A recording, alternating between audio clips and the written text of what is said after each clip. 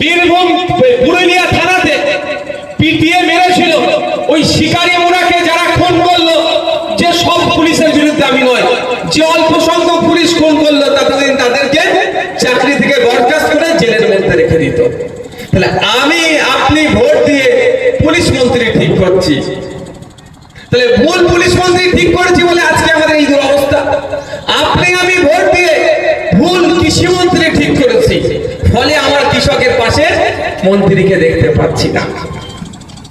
আপনি আমি যদি সঠিক কৃষি মন্ত্রী ঠিক করি, তাহলে কৃষি মন্ত্রীরা কি বলবে? যে আপনার কথা ভাববে।